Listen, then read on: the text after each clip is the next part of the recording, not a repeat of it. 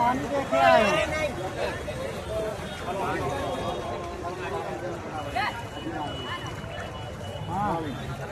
લિંબાયત મીઠી ખાડી કિનારે આવેલા નારાયણનગરમાં હાલમાં જોઈ શકાય છે પાણી હજુ સુધી ઉતર્યા નથી. ખાડીના પાણી ઉતર્યા ન હોવાને કારણે હાલમાં રસ્તા પર જળબંબાકારની સ્થિતિ છે.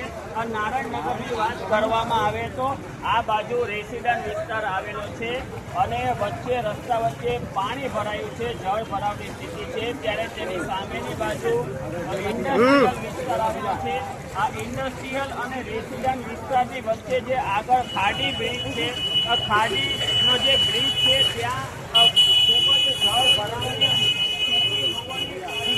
હાલમાં જોઈ શકાય છે કે સમગ્ર જે વિસ્તાર છે તે જળબંબાકાર છે અને જે પાણી છે તેમાં પણ કલરવાળું પાણી છે. આ તરફ જોઈ શકાય છે કે જે પાણી છે તે ડાઇન હાઉસ અને જે ઉદ્યોગ ગૃહ ચાલે તેનું કેમિકલયુક્ત પાણી જે ખાડીમાં છોડવાને કારણે હાલમાં અહીં જે જળ ભરાવની સ્થિતિ છે તેમાં પણ કેમિકલયુક્ત પાણી જોઈ શકાય છે. લીલું પાણી પણ આમ કહી શકાય છે કે હાલમાં જે લિંબાયત વિસ્તાર છે ત્યાં આ જળ ભરાવની સ્થિતિ છે અને ઔદ્યોગિક એકમોનું પાણી એક તરફ લાલ દેખાય છે અને અંદરની બાજુ જે લીલા કલરનું પણ પાણી દેખાય છે.